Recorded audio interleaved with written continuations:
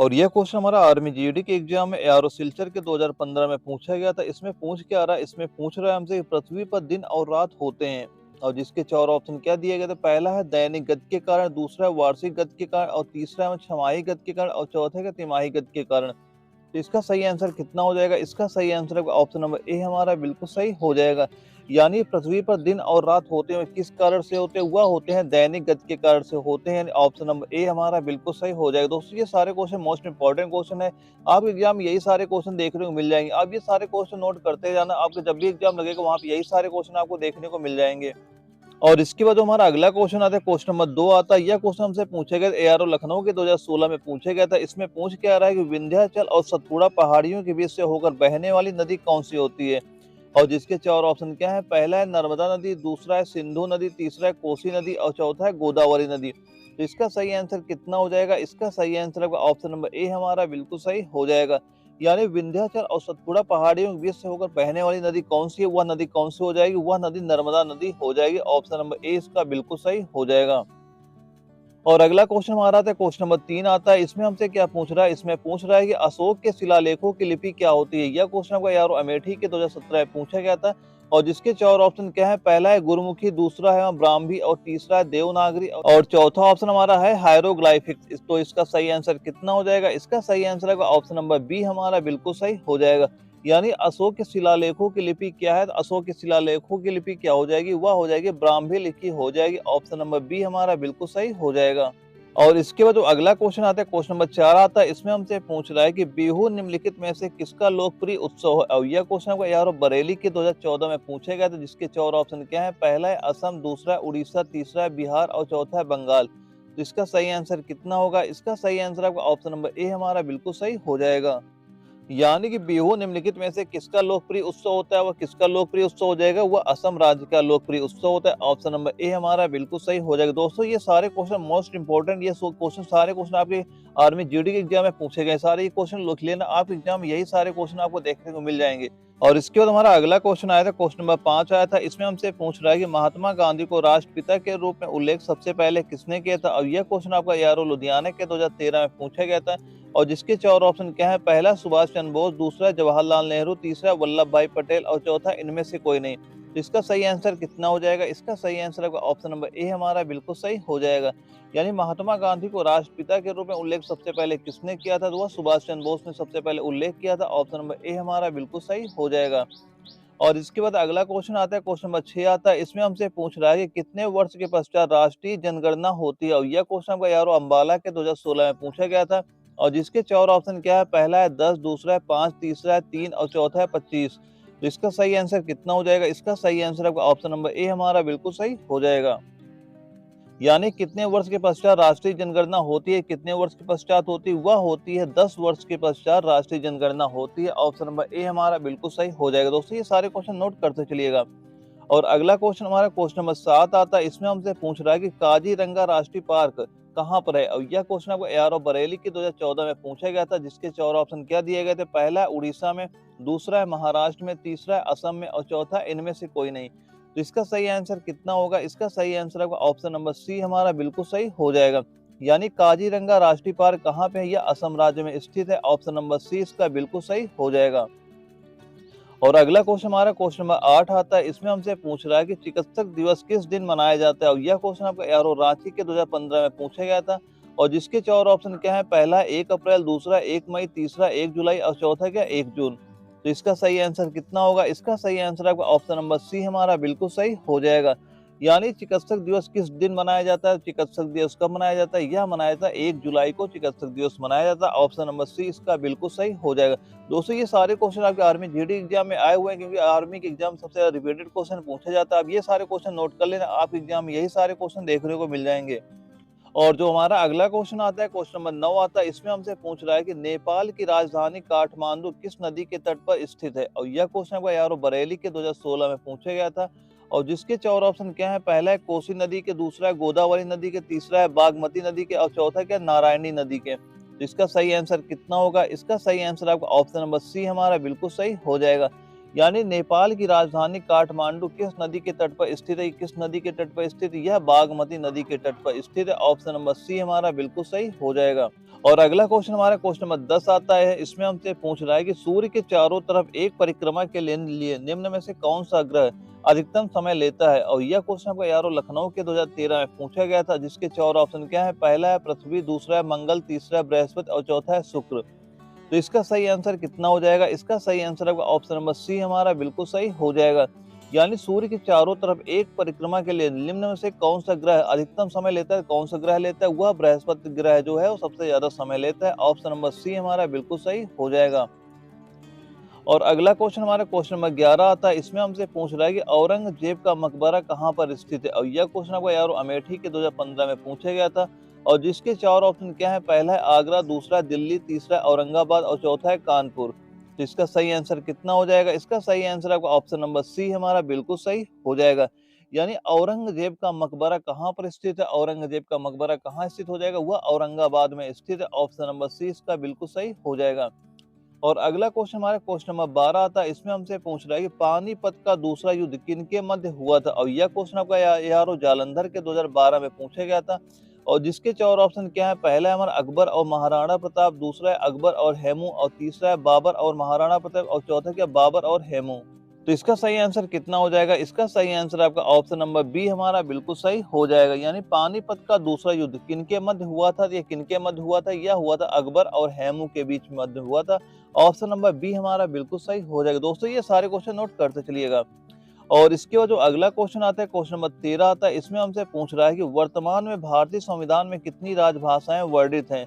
और यह क्वेश्चन आपको यारो दानापुर के 2016 में पूछा गया था, जिसके 4 ऑप्शन क्या है। पहला है 14, दूसरा है 22, तीसरा है 24 और चौथा है 25। तो इसका सही आंसर कितना हो जाएगा। इसका सही आंसर आपका ऑप्शन नंबर बी हमारा बिल्कुल सही हो जाएगा। यानी वर्तमान में भारतीय संविधान में कितनी राजभाषाएं वर्णित है, कितनी राजभाषाएं हो जाएंगी, वह हो जाएंगी 22 भाषाएं हो जाएंगी। ऑप्शन नंबर बी हमारा बिल्कुल सही हो जाएगा। और अगला क्वेश्चन हमारा क्वेश्चन नंबर 14 आता है। इसमें हमसे पूछ रहा है कि चौरी चौरा कांड की घटना कब घटित हुई थी। और यह क्वेश्चन आपको यारो ग्वालियर के 2014 में पूछा गया था। और जिसके 4 ऑप्शन क्या है। पहला है वर्ष 1920, दूसरा है वर्ष 1921, तीसरा है वर्ष 1922 और चौथा क्या वर्ष 1923। तो इसका सही आंसर कितना होगा। इसका सही आंसर आपका हो जाएगा ऑप्शन नंबर सी हमारा बिल्कुल सही हो जाएगा। यानी चौरी चौरा कांड की घटना कब घटित हुई थी। यह घटी थी आपके वर्ष 1922 में घटी थी। ऑप्शन नंबर सी हमारा बिल्कुल सही हो जाएगा। और अगला क्वेश्चन हमारा क्वेश्चन नंबर 15 आता है। इसमें हमसे पूछ रहा है कि महात्मा गांधी द्वारा संचालित पहला किसान आंदोलन कौन सा था। और यह क्वेश्चन आपको यारो पिथौरागढ़ के 2016 में पूछा गया था। और जिसके 4 ऑप्शन क्या दिए गए हैं। पहला है सविनय अवज्ञा आंदोलन, दूसरा है असहयोग आंदोलन, तीसरा है चंपारण आंदोलन और चौथा क्या खेड़ा आंदोलन। तो इसका सही आंसर कितना हो जाएगा। इसका सही आंसर होगा ऑप्शन नंबर सी हमारा बिल्कुल सही हो जाएगा। यानी महात्मा गांधी द्वारा संचालित पहला किसान आंदोलन कौन सा था, तो कौन सा हो जाएगा, वह हो जाएगा चंपारण आंदोलन हो जाएगा। ऑप्शन नंबर सी इसका बिल्कुल सही हो जाएगा। दोस्तों इसके बाद क्या करेंगे, वो जनरल साइंस के 15 क्वेश्चन नोट कराने वाले हैं। ये भी क्वेश्चन नोट कर लेना। ये भी सारे क्वेश्चन आपके आर्मी जीडी के एग्जाम में पूछे गए। और जो हमारा पहला क्वेश्चन आता है क्वेश्चन नंबर 16 आता है। इसमें हमसे पूछ रहा है कि हाइड्रोजन की खोज किसने की थी। और यह क्वेश्चन आपका यारो अमेठी के 2015 में पूछा गया था। और जिसके 4 ऑप्शन क्या है। पहला है प्रिस्टले ने, दूसरा है बॉयल ने, तीसरा है चार्ल्स ने और चौथा क्या हो जाएगा कैवेंडिश ने। इसका सही आंसर कितना होगा। इसका सही आंसर आपका ऑप्शन नंबर डी हमारा बिल्कुल सही हो जाएगा। यानी हाइड्रोजन की खोज किसने की थी, हाइड्रोजन की खोज किसने की, वह की थी केवेंडिश ने की थी। ऑप्शन नंबर डी हमारा बिल्कुल सही हो जाएगा। और अगला क्वेश्चन हमारा क्वेश्चन नंबर 17 आता है। इसमें हमसे पूछ रहा है कि जीवों के द्विनाम पद्धति के जन्मदाता कौन थे। और यह क्वेश्चन आपको यारो दानापुर के 2011 में पूछा गया था। जिसके 4 ऑप्शन क्या है। पहला है मेंडल, दूसरा है हमारा लीनियस, तीसरा है लेमार्क और चौथा है डार्विन। तो इसका सही आंसर कितना होगा। इसका सही आंसर आपका ऑप्शन नंबर बी हमारा बिल्कुल सही हो जाएगा। यानी जीवों के द्विनाम पद्धति के जन्मदाता कौन थे, वो कौन हो जाएंगे, वह हो जाएंगे लीनियस हो जाएंगे। ऑप्शन नंबर बी हमारा बिल्कुल सही हो जाएगा। और अगला क्वेश्चन हमारा क्वेश्चन नंबर 18 आता है। इसमें हमसे पूछ रहा है कि कौन सी धातु कॉपर सल्फेट घोल से अभिक्रिया नहीं करती है। और यह क्वेश्चन आपका यारो नागपुर के 2014 में पूछा गया था। और जिसके 4 ऑप्शन क्या है। पहला है हमारा Fe, दूसरा Ag, तीसरा Mg और चौथा है Zn। तो इसका सही आंसर कितना हो जाएगा। इसका सही आंसर आपका ऑप्शन नंबर बी हमारा बिल्कुल सही हो जाएगा। यानी कौन सी धातु कॉपर सल्फेट घोल से अभिक्रिया नहीं करती, तो कौन सी नहीं करती, वह नहीं Ag नहीं करती। ऑप्शन नंबर बी हमारा बिल्कुल सही हो जाएगा। और अगला क्वेश्चन हमारा क्वेश्चन नंबर 19 आता है। इसमें हमसे पूछ रहा है कि सबसे छोटी अंतःस्रावी ग्रंथि कौन सी है। और यह क्वेश्चन आपको यारो भोपाल के 2016 में पूछा गया था। और जिसके 4 ऑप्शन क्या है। पहला हमारा पीयूष, दूसरा हमारा पराउटू और तीसरा हमारा अधिवृक्क एड्रिनल और चौथे क्या वृषण। तो इसका सही आंसर कितना हो जाएगा? इसका सही आंसर आपका ऑप्शन नंबर ए हमारा बिल्कुल सही हो जाएगा। यानी सबसे छोटी अंतःस्रावी ग्रंथि कौन सी हो जाएगी? वह हो जाएगी पीयूष ग्रंथि हो जाएगी। ऑप्शन नंबर ए हमारा बिल्कुल सही हो जाएगा। और इसके बाद हमारा अगला क्वेश्चन आता है, क्वेश्चन नंबर 20 आता है। इसमें हमसे पूछ रहा है कि घरों में विद्युत संयंत्र जोड़े जाते हैं, और यह क्वेश्चन आपको यारो जबलपुर के 2014 में पूछा गया था, जिसके 4 ऑप्शन क्या है? पहला है श्रेणी क्रम में, दूसरा है समांतर क्रम में, तीसरा है मिश्रित क्रम में, और चौथा क्या? इनमें से कोई नहीं। तो इसका सही आंसर कितना हो जाएगा? इसका सही आंसर आपका ऑप्शन नंबर बी हमारा बिल्कुल सही हो जाएगा। यानी घरों में विद्युत संयंत्र जोड़े जाते हैं, तो ये किस क्रम में जोड़े जाते हैं? ये समांतर क्रम में जोड़े जाते हैं। ऑप्शन नंबर बी हमारा बिल्कुल सही हो जाएगा। दोस्तों ये सारे क्वेश्चन मोस्ट इंपॉर्टेंट क्वेश्चन, अब ये सारे क्वेश्चन नोट करते चलिएगा। और इसके बाद जो हमारा अगला क्वेश्चन आता है, क्वेश्चन नंबर 21 आता है। इसमें हमसे पूछ रहा है कि खनिजों एवं चट्टानों में कौन सा तत्व सबसे अधिक पाया जाता है? और यह क्वेश्चन आपको यार अंबाला के 2016 में पूछा गया था, जिसके 4 ऑप्शन क्या है? पहला है हमारा कार्बन, दूसरा है सिलिकॉन, तीसरा है हाइड्रोजन, और चौथा है बोरॉन। तो इसका सही आंसर कितना होगा? इसका सही आंसर आपका ऑप्शन नंबर ए हमारा बिल्कुल सही हो जाएगा। यानी खनिजों एवं चट्टानों में कौन सा तत्व सबसे अधिक पाया जाता है? कौन सा तत्व पाया जाता है? वह कार्बन जो तत्व होता है सबसे अधिक मात्रा में पाया जाता है। ऑप्शन नंबर ए हमारा बिल्कुल सही हो जाएगा। और अगला क्वेश्चन हमारा क्वेश्चन नंबर 22 आता है। इसमें हमसे पूछ रहा है कि एंजाइम होते हैं, और यह क्वेश्चन आपका यार बरेली के 2011 में पूछा गया था, जिसके 4 ऑप्शन क्या है? पहला है सूक्ष्म जीवाणु, दूसरा है प्रोटीन, तीसरा है फफूंदी, और चौथा है अकार्बनिक यौगिक। तो इसका सही आंसर कितना हो जाएगा? इसका सही आंसर आपका ऑप्शन नंबर बी हमारा बिल्कुल सही हो जाएगा। यानी एंजाइम होते हैं, एंजाइम क्या होते हैं? वह एक प्रकार के प्रोटीन होते हैं। ऑप्शन नंबर बी हमारा बिल्कुल सही हो जाएगा। दोस्तों ये सारे क्वेश्चन नोट करते चलिएगा। और अगला क्वेश्चन हमारा क्वेश्चन नंबर 23 आता है। इसमें हमसे पूछ रहा है कि वाहनों के इंजन को ठंडा करने वाले उपकरण को क्या कहते हैं? और यह क्वेश्चन आपको एआरओ लखनऊ के 2015 में पूछा गया था, जिसके 4 ऑप्शन क्या है? पहला हमारा रेफ्रिजरेटर, दूसरा है रेडिएटर, और तीसरा हमारा कार्बोरेटर, और चौथा है क्या? GM counter. तो इसका सही आंसर कितना हो जाएगा? इसका सही आंसर आपका ऑप्शन नंबर बी हमारा बिल्कुल सही हो जाएगा। यानी वाहनों के इंजन को ठंडा करने वाले उपकरण यंत्र को कहते हैं, जिसे क्या बोला जाता है? उसे रेडिएटर बोला जाता है। ऑप्शन नंबर बी हमारा बिल्कुल सही हो जाएगा।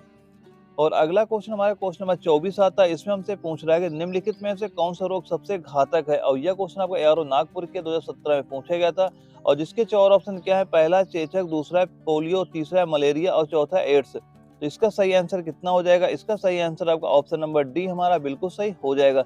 यानी निम्नलिखित में से कौन सा रोग सबसे घातक है? जो एड्स रोग होता है सबसे घातक होता है। ऑप्शन नंबर डी हमारा बिल्कुल सही हो जाएगा। और अगला क्वेश्चन हमारा क्वेश्चन नंबर 25 आता है। इसमें हमसे पूछ रहा है कि निम्नलिखित में से कौन सा विद्युत का सुचालक है? और यह क्वेश्चन आपका यारो बरेली के 2015 में पूछा गया था, और जिसके 4 ऑप्शन क्या है? पहला है अक्रिय गैस, दूसरा है वायु, तीसरा है प्लाज्मा, और चौथा है जलवाष्प। तो इसका सही आंसर कितना हो जाएगा? इसका सही आंसर आपका ऑप्शन नंबर सी हमारा बिल्कुल सही हो जाएगा। यानी निम्नलिखित में से कौन विद्युत का सुचालक है? तो विद्युत का सुचालक कौन सा हो जाएगा? वह प्लाज्मा विद्युत का सुचालक होता है। ऑप्शन नंबर सी हमारा बिल्कुल सही हो जाएगा। और अगला क्वेश्चन हमारा क्वेश्चन नंबर 26 आता है। इसमें हम पूछ रहा है वह गैस कौन सी है जो अक्रिय होते हुए भी स्थायी नहीं है? यह क्वेश्चन आपका यारो बरेली के 2011 में पूछा गया था, और जिसके 4 ऑप्शन क्या है? पहला हीलियम, दूसरा है रेडॉन, तीसरा है नाइट्रोजन, और चौथा क्या है? जिनॉन। तो इसका सही आंसर कितना हो जाएगा? इसका सही आंसर आपका ऑप्शन नंबर बी हमारा बिल्कुल सही हो जाएगा। यानी वह गैस कौन सी है जो अक्रिय होते हुए भी स्थायी नहीं है? तो वह कौन सी हो जाएगी? वह रेडॉन गैस हो जाएगी। ऑप्शन नंबर बी हमारा बिल्कुल सही हो जाएगा। और अगला क्वेश्चन हमारा क्वेश्चन नंबर 27 आता है। इसमें हमसे पूछ रहा है कि कोशिका में माइटोकॉन्ड्रिया पाए जाते हैं, और यह क्वेश्चन आपको यारो अमेठी के 2016 में पूछा गया था, और जिसके 4 ऑप्शन क्या है? पहला है केंद्रक में, दूसरा है केंद्रिका में, और तीसरा है हमारा कोशिका द्रव्य में, और चौथा क्या है? कोशिका भित्ति में। तो इसका सही आंसर कितना हो जाएगा? इसका सही आंसर आपका ऑप्शन नंबर सी हमारा बिल्कुल सही हो जाएगा। यानी कोशिका में माइटोकॉन्ड्रिया पाए जाते हैं, कहाँ पे पाए जाते हैं? या कोशिका द्रव्य में पाए जाते हैं। ऑप्शन नंबर सी इसका बिल्कुल सही हो जाएगा। और अगला क्वेश्चन हमारा क्वेश्चन नंबर 28 आता है। इसमें हमसे पूछ रहा है एम्पियर मात्रक है, और यह क्वेश्चन यारो लखनऊ के 2014 में पूछा गया था, जिसके 4 ऑप्शन क्या है? पहला हमारा प्रकाश तीव्रता का, दूसरा है विद्युत आवेश का, और तीसरा है विद्युत धारा का, और चौथा है चुंबकीय क्षेत्र का। तो इसका सही आंसर कितना होगा? इसका सही आंसर आपका ऑप्शन नंबर सी हमारा बिल्कुल सही हो जाएगा। यानी एम्पियर मात्रक है, एम्पियर किसका मात्रक होता है? वह विद्युत धारा का मात्रक होता है। ऑप्शन नंबर सी इसका बिल्कुल सही हो जाएगा। दोस्तों ये सारे क्वेश्चन मोस्ट इंपोर्टेंट करा रहा हूँ आपके एग्जाम में, यही सारे क्वेश्चन वहां पे देखने को मिल जाएंगे। ये सारे क्वेश्चन नोट करते चलिएगा। और इसके बाद जो हमारा अगला क्वेश्चन आता है, क्वेश्चन नंबर 29 आता है। इसमें हमसे पूछ रहा है कि सबसे पहले डीएनए को अलग किसने किया था? और यह क्वेश्चन आपको यारो बरेली के 2017 में पूछा गया था, और जिसके 4 ऑप्शन क्या है? पहला हमारा फ्रेडरिक ऑफ मिसर, दूसरा है हमारा अल्ब्रेक्ट कोसेल और तीसरा है हमारा फोबस लेवेन और चौथा क्या है वाटसन व क्रिक। तो इसका सही आंसर कितना हो जाएगा? इसका सही आंसर आपका ऑप्शन नंबर सी हमारा बिल्कुल सही हो जाएगा। यानी सबसे पहले डीएनए को अलग किसने किया था? डीएनए को अलग किसने किया था? वह किया था फोबस लेवेन ने इसको अलग किया था। ऑप्शन नंबर सी हमारा बिल्कुल सही हो जाएगा। और अगला क्वेश्चन हमारा क्वेश्चन नंबर 30 आता है। इसमें हमसे पूछ रहा है कि ओम के नियम से किस राशि का मात्रक लिया गया है? और यह क्वेश्चन आपको यारो बंगलोर के 2016 में पूछा गया था, जिसके 4 ऑप्शन क्या है? पहला है विद्युत धारा का, दूसरा है प्रतिरोध का, तीसरा है विभवांतर का और चौथा है विद्युत धारिता का। तो इसका सही आंसर कितना होगा? इसका सही आंसर आपका ऑप्शन नंबर बी हमारा बिल्कुल सही हो जाएगा। यानी ओम के नियम से किस राशि का मात्रक लिया गया है? किस राशि का मात्रक लिया गया है? वह विद्युत प्रतिरोध का मात्रक लिया गया। ऑप्शन नंबर बी हमारा बिल्कुल सही हो जाएगा। और दोस्तों इसके बाद आपको मैथमेटिक्स से 15 क्वेश्चन कराने वाला हूं। दोस्तों ये सारे जो मैथ के क्वेश्चन करा रहा हूँ, ये सारे एक अलग बुक में लिख लेना। आप एग्जाम में इससे ऊपर क्वेश्चन नहीं जाएगा, बस आपको यही सारे क्वेश्चन बार बार प्रैक्टिस करके जाना है एग्जाम देने के लिए। और जो हमारा मैथ का पहला क्वेश्चन आता है, क्वेश्चन नंबर 31 आता है। इसमें हमसे क्या पूछ रहा है कि 3 लड़कियों की आयु का औसत 16 वर्ष है और उनकी आयु का अनुपात 3:5:8 है। तो सबसे छोटी और बड़ी लड़की की आयु का अंतर क्या होगा? यह क्वेश्चन आपका यारो सिल्चर के 2013 में पूछा गया था। तो इसे कैसे सॉल्व करेंगे? इसमें जो वैल्यू दी गई सबसे पहले वो वैल्यू लिख लेंगे। यानी 3 मान लो लड़कियां हैं, यानी कि एक मान लो 3 अनुपात क्या 3:5:8 का अनुपात दिया जाए, इसको मैंने मान लिया x लगा दिया, सारा ये सारा हमारा x हो गया। और उसके बाद क्या कह रहा है? इनकी औसत आयु 16 वर्ष है। अगर इनकी औसत आयु 16 वर्ष है तो योग कितना हो जाएगा? वो योग हो जाएगा 16 गुणे 3 लोग हैं, 3 से गुणा कर देंगे, योग कितना हो जाएगा? वह आ जाएगा हमारा 48 या 48 हो जाएगा। अब ये योग है, अगर हम अनुपात में योग देखते हैं तो कितना हो जाएगा? यानी कि 3 इनको अगर हम योग कर देते हैं कितना हो जाएगा? 3:5:8 8 16। यानी हमें पता हो गया 16 x बराबर हमें दिया जा रहा है 48 दिया जा रहा है। x की वैल्यू कितनी करके आ जाएगी? यहाँ x की वैल्यू निकल के आ जाएगी 16 3 48, यहाँ पे 3 मिल जाएगा हमारा x की वैल्यू। और हमसे पूछ क्या रहा है? सबसे छोटी और बड़ी लड़की, सबसे छोटी हमारी 3x हो गई और सबसे बड़ी 8x हो गई कि आयु का अंतर क्या होगा? इनका अंतर कितना आ जाएगा? यानी 8 में 3 घटाएंगे 5x आ जाएगा यहाँ पे। और x की वैल्यू कितनी पता हमें? x की वैल्यू 3 पता है, यहाँ x की वैल्यू रख देंगे। यहाँ कितना हो जाएगा हमारा? 5 गुणे x गुणे 3 हो जाएगा 5 3 15। यानी इनका अंतर कितना निकल के आ जाएगा? वह आ जाएगा 15 वर्ष अंतर निकल के आ जाएगा। ऑप्शन नंबर बी हमारा बिल्कुल सही हो जाएगा। और इसके बाद जो हमारा अगला क्वेश्चन आता है, क्वेश्चन नंबर 32 आता है। इसमें हमसे क्या पूछ रहा है कि पुरुष किसी कार्य को, यानी 5 पुरुष किसी कार्य को 4 दिन में करते हैं, 10 पुरुष द्वारा उस कार्य को पूरा करने में दिनों की संख्या क्या होगी? और यह क्वेश्चन आपका यारो एजवाल के 2015 में पूछा गया था। इसे कैसे सॉल्व करेंगे? इसमें जो वैल्यू दी गई सबसे पहले वो लिख लेंगे। यानी 5 पुरुष है, एक कार्य करते हैं 4 दिन में कर रहे हैं। और उसके बाद क्या कह रहा है? 10 पुरुष है, उस कार्य कितने दिन में करेंगे? मान लो हमने x दिन में करेंगे। तो अब क्या करें? x बराबर कितना आ जाएगा? अब ये 10 यहाँ पे नीचे आ जाएगा, यानी 5 गुणे 4 हो जाएगा, बटे हो जाएगा 10। ऐसे काट दो, 5 दूना 10 हो जाएगा, 2 से काटेंगे 2 आ जाएगा यहाँ पे। यानी कि 10 पुरुष उस कार्य को कितने दिन में करेंगे? वो 2 दिन में पूरे कार्य को करेंगे। ऑप्शन नंबर ए हमारा बिल्कुल सही हो जाएगा। और इसके बाद जो अगला क्वेश्चन आता है, क्वेश्चन नंबर 33 आता है। इसमें हमसे पूछ रहा है कि 50 किलोमीटर प्रति घंटा की चाल से चलती हुई 100 मीटर लंबी रेलगाड़ी एक खंबे को पार करेगी, यानी कितना समय लेगी उसे पार करने के लिए? इसे कैसे सॉल्व करेंगे? ऐसे जो इसका रूल होता है, रूल क्या होता है? वह होता है चाल बराबर हमारा होता है क्या? दूरी बटे समय होता है। और हमसे पूछ क्या? समय पूछ रहा है, तो समय बराबर हो जाएगा दूरी बटे चाल। तो दूरी कितना दिया जा रहा है? दूरी दिया जा रहा है 100 मीटर और चाल कितना है? 50 किलोमीटर प्रति घंटा। इसे मीटर पर सेकंड बदलेंगे, यहाँ 5 हो जाएगा, यहाँ पे 18। ये 18 मान लो यहाँ न लिख के सीधा ऊपर लिख देते हैं, यहाँ हो जाएगा हमारा कितना? 18। अब जो वैल्यू कट रहे हैं उसे काट लेंगे। 50 से 100 को काटेंगे कितना आ जाएगा? 2 आ जाएगा यहाँ पे।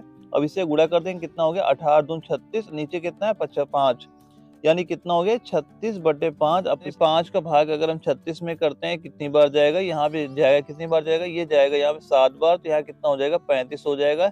यहाँ से 6 में 5 घटेगा, 1 आ जाएगा। अब 1 में भाग जाएगा नहीं, तो यहाँ दशमलव लगाएंगे, यहाँ पे 1 जीरो बढ़ जाएगा। अब 2 बार जाएगा, 5 दूना 10 हो जाएगा, यहाँ 10 से 10 पूरा कट जाएगा। यानी कितना आंसर हमारा निकल के आ गया? आंसर हमारा निकल के आ गया 7.2 सेकंड हमारा आंसर निकल के आ जाएगा। यानी कि ऑप्शन नंबर बी हमारा बिल्कुल सही हो जाएगा। इसके बाद हमारा अगला क्वेश्चन आता है, क्वेश्चन नंबर 34 आता है। इसमें हमसे क्या पूछ रहा है कि 2 नल एक टैंक क्रमशः 10 घंटे और 15 घंटे में भरते हैं। यदि दोनों नलों को एक साथ खोल दिया जाए तो टैंक को भरने में कितना समय लगेगा? और यह क्वेश्चन आपको यारो भोपाल के 2016 में पूछा गया था। तो इसे कैसे सॉल्व करेंगे? इसमें जो वैल्यू दी गई है सबसे पहले वो वैल्यू लिख लेंगे। यानी 2 नल है, एक नल भरता है मान लो मैं 10 घंटे में भरता है, एक भरता है 15 घंटे में। अब सिंपल सा कैसे सॉल्व करेंगे? इसका ले लेंगे एलसीएम। एलसीएम कितना आ जाएगा? 30। यानी अगर एलसीएम आ गया 30, यानी जो हमारा हौज है, हौज में टोटल पानी आ कितना रहा है, वो आ रहा है 30 लीटर और पहला भर रहा हमारा 10 लीटर भर रहा है, तो भाग करेंगे कितना आ जाएगा, यहाँ पे आ जाएगा 3 आ जाएगा और 15 को 30 से भाग करेंगे कितना आ जाएगा, 2 आ जाएगा। यानी जो पहला नल है वो मान लो 1 घंटे में 3 लीटर भर रहा है, ये भर रहा है 2 लीटर भर रहा है। तो अब मान लो टोटल है पानी कितना, मान लिया हमने 30 लीटर पानी है उसमें। अगर दोनों एक साथ खोल दिया जाए तो कितना पानी भरा जाएगा, वह 5 लीटर भरा जाएगा। अब मान लो 30 टोटल है और 5 भर रहा है 1 घंटे में, टोटल कितना समय ले लेगा, वो ले लेगा 6 घंटे। यानी कितना समय लग रहा है, 6 घंटे का समय लग जाएगा हमारा। ऑप्शन नंबर बी हमारा बिल्कुल सही हो जाएगा। और इसके बाद हमारा अगला क्वेश्चन आता है, क्वेश्चन नंबर 35 आता है। इसे कैसे सॉल्व करेंगे, इसमें पूछ रहा है कि 5 छात्रों की लंबाई क्रमशः 30, 40, 50, 60, 70 है, तो औसत लंबाई ज्ञात करें। दोस्तों ये क्वेश्चन आपका किसी एआरओ में आया था, याद नहीं आ रहा किस एआरओ में पूछा गया था, लेकिन यह भी क्वेश्चन आपके आर्मी जीडी एग्जाम में पूछा गया था। तो इसे कैसे सॉल्व करेंगे, जो हमारा औसत बराबर होता क्या है, जो हमारा औसत बराबर क्या होता है, पदों का योग और बटे पदों की क्या होती है, संख्या, बटे क्या होती है, पदों की संख्या। तो पदों की योग कितना हो जाएगा इस पे, तो पदों का योग कितना हो जाएगा, पदों की योग सबसे पहले लिख लेंगे, यानी कि 30 4 कितना, 4 3 7, 7 3 10 2 12, 12 6 18 और 18 7 कितना हो जाएगा, 18 अच्छे मास 7 कितना हो जाएगा, वो हो जाएगा 25। यानी योग कितना हो जाएगा, योग तो हमारा 250 हो जाएगा। अब बटे पदों की संख्या कितनी है, 1 2 3 4 5, पद कितने हैं, 5 है। तो बराबर कितना आ जाएगा, इसे काटेंगे कितना, 5 25 यानी 50 आ जाएगा। इनका एवरेज कितना आ जाएगा, एवरेज इनका निकल के ऑप्शन नंबर बी हमारा बिल्कुल सही हो जाएगा। और इसके बाद जो हमारा अगला क्वेश्चन आता है, क्वेश्चन नंबर 36 आता है। इसमें हमसे पूछ रहा है कि 9 व्यक्ति किसी काम को 25 दिन में पूरा करते हैं, उस काम को 15 व्यक्ति काम करें तो काम कितने दिन में पूरा कर सकते हैं। तो इसे कैसे सॉल्व करेंगे, सबसे पहले क्या दे रहा है, 9 व्यक्ति किसी काम को करते हैं, 25 दिन में पूरा करते हैं, तो उस काम को यदि 15 व्यक्ति करें तो कितना समय, अब 15 व्यक्ति हो गए, कितने समय मान लो एक समय ले रहे हैं, तो यहाँ सिंपल से क्या करेंगे, एक्स की वैल्यू निकाल लेंगे। इस 15 को क्या करेंगे, इधर ले आएंगे, कितना हो जाएगा, यानी यहाँ पे हो जाएगा 9 गुणे 25 और बटे हो जाएगा 15 और इधर कितना एक्स बचेगा, ये इसी के माना में निकालना है। और जो कट रहा है काट लेंगे, 5 से काटो, 5 त्रिक 15 हो गया, 5 25 हो गया, 3 से काटेंगे, 3 त्रिक का 9 हो गया और इसे गुणा कर देंगे, कितना आ जाएगा, यहाँ पे आ जाएगा 15। तो कितने दिन में पूरे कार्य को कर लेंगे, वह कर लेंगे 15 दिन में पूरे कार्य को समाप्त कर देंगे। ऑप्शन नंबर सी हमारा बिल्कुल सही हो जाएगा। और अगला क्वेश्चन हमारा आता है, क्वेश्चन नंबर 37 आता है। इसमें हमसे पूछ रहा है कि यदि 18 पुरुष एक काम को 15 दिन में करते हैं, 60 पुरुष दुगने काम को कितने दिन में पूरा करेंगे। और यह क्वेश्चन यारो आगरा के 2015 में पूछा गया था। तो इसे कैसे सॉल्व करेंगे, इसे सॉल्व कैसे करेंगे, 18 पुरुष एक काम को 15 दिन में करते हैं, यानी 18 पुरुष एक कार्य करते हैं 15 दिन में करते हैं। तो 60 पुरुष दुगने काम को, अब 60 पुरुष हो गए, दुगने काम को कितने मान लो एक्स दिन में करें और काम कितना हो गया, दुगना हो गया, 200 कर देंगे गुणा।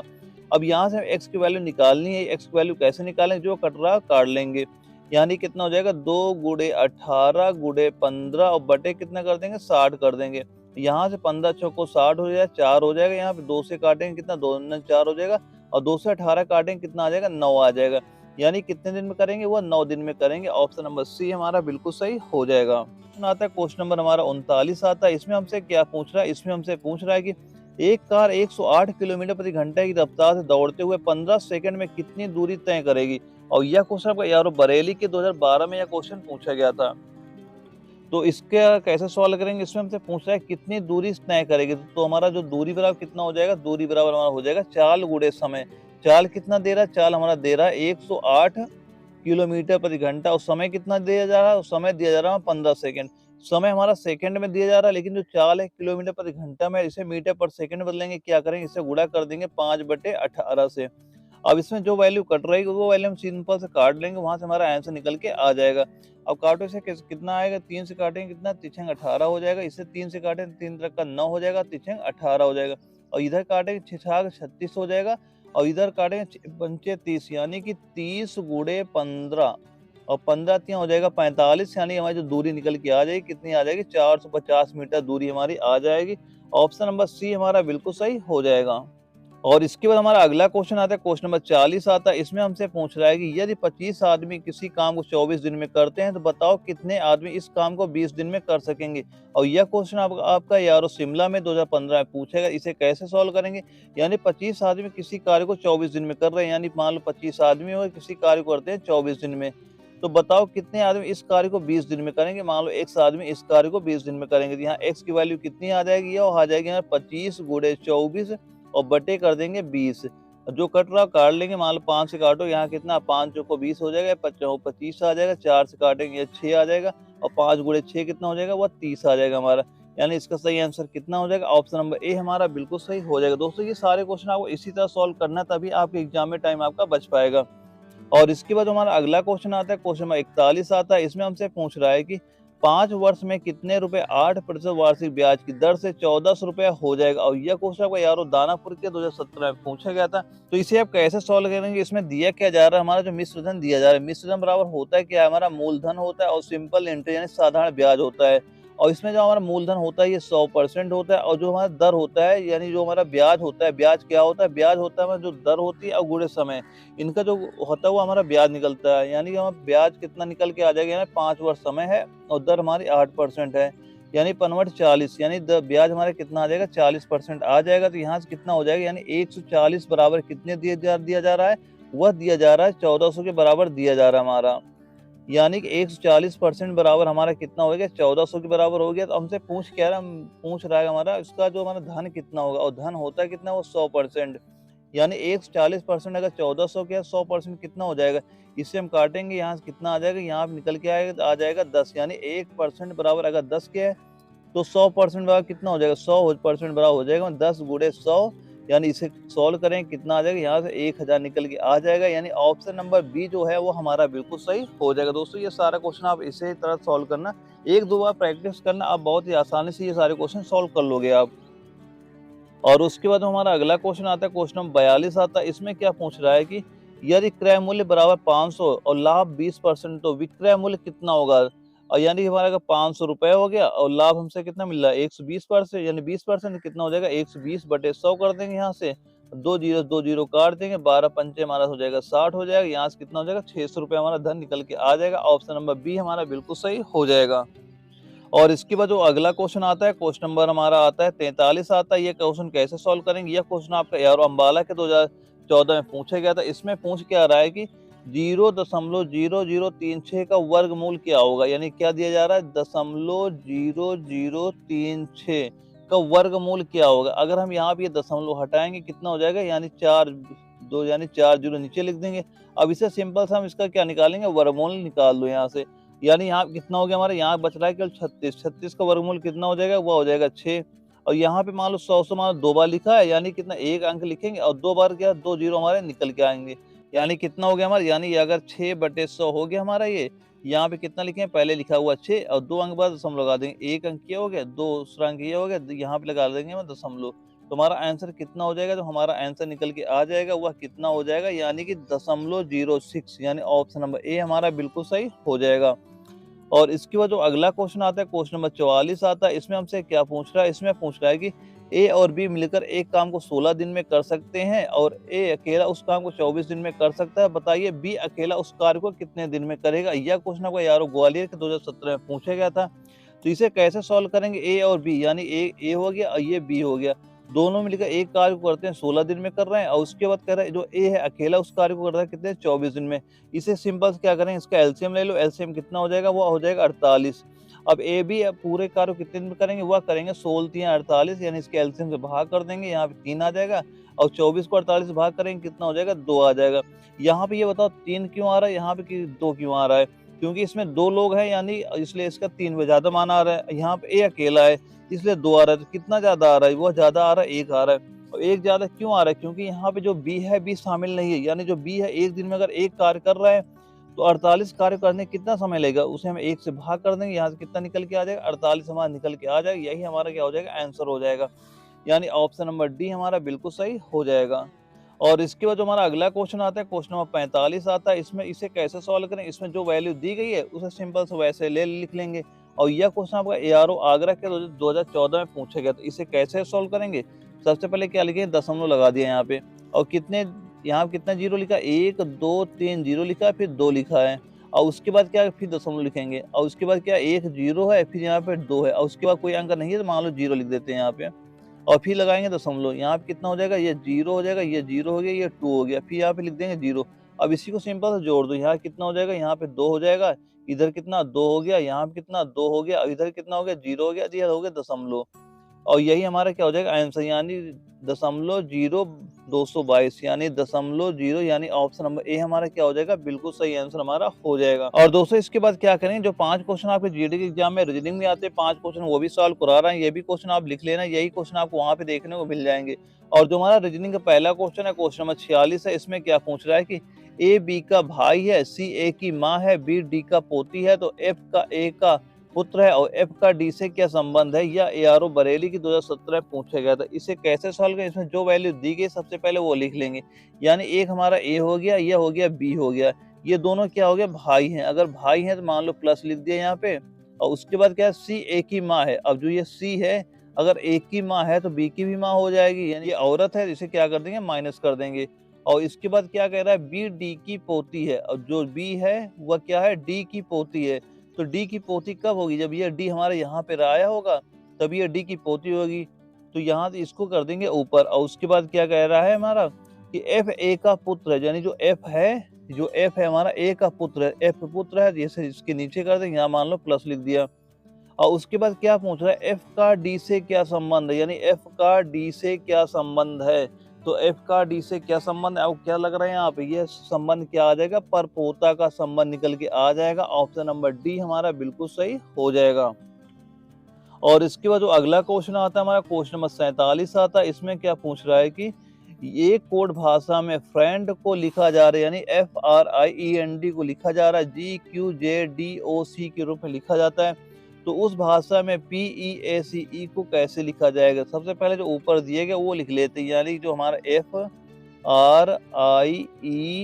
FRIEND, इसको क्या लिख रहे हैं, इसको लिख रहे हैं, यानी F को लिख दिया गया G, R को लिख दिया गया और Q को लिख दिया गया, R को लिख दिया गया Q, और उसके बाद जो हमारा I है, I को लिख रहा है J, और जो हमारा क्या है E है, E को लिख रहा है D, और जो हमारा N है, N को लिख रहा है O, और D को लिख रहा है क्या हमारा C। तो इसे कैसे सॉल्व किया गया, यानी F को G लिख रहा है, F को G कब हो जाएगा, जब यहाँ +1 करे होगा, यानी इसमें F को एक जोड़ा तो 1 हो गया। और R से Q कब हुआ होगा, R से Q तब हुआ जिसमें R में एक Q हमने घटा दिया। और I से J कैसे हुआ, ये +1 हुआ। यहाँ से हमारा E से D कैसे हुआ, यह -1 हुआ। यानी सीरीज क्या चल रही है, +1 -1 +1 -1, ये सीरीज चल रही है। तो इसे कैसे सॉल्व करेंगे, हमसे पूछ क्या रहा है, हमसे पूछ रहा है हमारा PEACE को क्या लिखेंगे। सबसे पहले क्या करेंगे, +1 कर देंगे, +1 यानी P और में +1 करेंगे, कितना आ जाएगा, वो हमारा Q हो जाएगा। और E में फिर क्या करेंगे, -1 करेंगे। अगर हमारा E में -1 कर देंगे कितना हो जाएगा हमारा, यानी E 5 में आता है, यहाँ D, यहाँ पे D आ जाएगा। और फिर +1 करेंगे B आ जाएगा, फिर -1 करेंगे कितना, B आ जाएगा। फिर E में +1 करेंगे कितना, EF हो जाएगा। यानी QDBF, यानी QDB किस में आ रहा है हमारा, वो आ रहा है QDB, और उसके बाद आ रहा है BF, यानी ऑप्शन नंबर बी हमारा बिल्कुल सही हो जाएगा। ये क्वेश्चन आपको ऐसे ही सॉल्व करना है वहाँ पे। और इसके बाद हमारा अगला क्वेश्चन आता है, क्वेश्चन नंबर 48 आता है। इसमें हमसे क्या पूछ रहा है कि निम्नलिखित में से विषम शब्द चुनिए। और यह क्वेश्चन आपका यारो अमेठी के 2016 में पूछा गया। दोस्तों ये सारे क्वेश्चन जो करा रहा हूँ ये आर्मी जीडी के एग्जाम में किसी न किसी एग्जाम में आए हुए हैं। आपको इन क्वेश्चनों को ऐसे ही सॉल्व करना है वहाँ पे।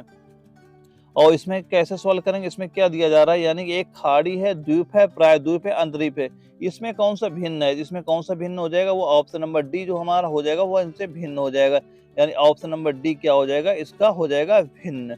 और इसके बाद जो हमारा अगला क्वेश्चन आता है, क्वेश्चन नंबर 49 आता है। इसमें हमसे क्या पूछ रहा है, इसमें हमसे पूछ रहा है कि निम्नलिखित अक्षरों को श्रृंखला का प्रश्नवाचक चिन्ह के स्थान पर कौन सा अक्षर समूह आएगा। यानी ये बताओ ABC, ये तो मान लो सीरीज चल रही है, और उसके बाद सी से एफ आया। सी से एफ कैसे आया, यानी CDEF, यानी कि +3 जुड़ा होगा यहाँ पे। और उसके बाद वो लास्ट डिजिट इसकी चेक करो, H है, H से हमारा L आया, इसमें कितना जुड़ा होगा, इसमें जुड़ा रहा है +4 जुड़ रहा है। और उसके बाद N आया, N में क्या हो जाएगा, N में क्या जुड़ जाएगा, +5 जुड़ जाएगा, यानी NMNOPQRS। यानी N में क्या जोड़ दोगे, N में क्या जोड़ देंगे 5, यानी N के आगे की 5 जोड़ो कितना हो जाएगा, वो हो जाएगा NOPQRS। यानी स्टार्टिंग हो जाएगी SPQRS, फिर S के बाद T, फिर हो जाएगा U। तो हमारा आंसर क्या हो जाएगा, ऑप्शन नंबर डी हमारा बिल्कुल सही हो जाएगा। और उसके बाद जो अगला क्वेश्चन दे रहा है, क्वेश्चन नंबर 50 दे रहा है। इसमें क्या पूछ रहा है कि यानी ए, सी, बी, डी, सी, ई, डी, एफ, ई, जी इसके आगे क्या आएगा? यह क्वेश्चन हमको यारो आगरा के 2017 में पूछा गया था। इसमें क्या सीरीज़ चल रही है यानी देखो यहाँ से ए से बी हुआ, बी से सी हुआ, सी से डी हुआ, डी से ई हुआ। अब इसके आगे क्या हो जाएगा एफ और उसके बाद क्या करा ए सी से डी हुआ, डी से ई हुआ, ई से एफ हुआ, एफ से जी हुआ। अब आगे क्या हो जाएगा? वो हो जाएगा एच। यानी हमारा सही आंसर कितना हो जाएगा? हमारा सही आंसर हमारा एफ एच वाला बिल्कुल सही हो जाएगा, यानी ऑप्शन नंबर ए हमारा बिल्कुल सही हो जाएगा। दोस्तों अभी जो आपको ये 50 क्वेश्चन सॉल्व कराए, इस मोस्ट इंपॉर्टेंट क्वेश्चन है, ये सारे क्वेश्चन नोट कर लेना। आपके एग्जाम तक मैं आपको 2000 से ज़्यादा क्वेश्चन सॉल्व करा दूँ, जो अगर ये 100 क्वेश्चन सॉल्व कर लोगे, आप जब भी अपना एग्जाम देने जाएंगे वहाँ पे आपको यही सारे क्वेश्चन देखने को मिल जाएंगे। बस आप ये सारे क्वेश्चन नोट कर लेना और जब भी एग्जाम लगता है आप यही सारे क्वेश्चन आपको पढ़ के जाना है और ताकि आपको सारा सारा क्वेश्चन वहाँ पे देखने को मिल जाएगा। और दोस्तों अगर यह वीडियो आपको अच्छी लगे, वीडियो को लाइक करना, अगर चैनल पहली बार आए चैनल सब्सक्राइब करना, आगे चल के आपको इस तरह की वीडियो मिलते रहे। ओके दोस्तों, मिलते हैं अगले वीडियो में, तब तक के लिए जय हिंद, वंदे मातरम।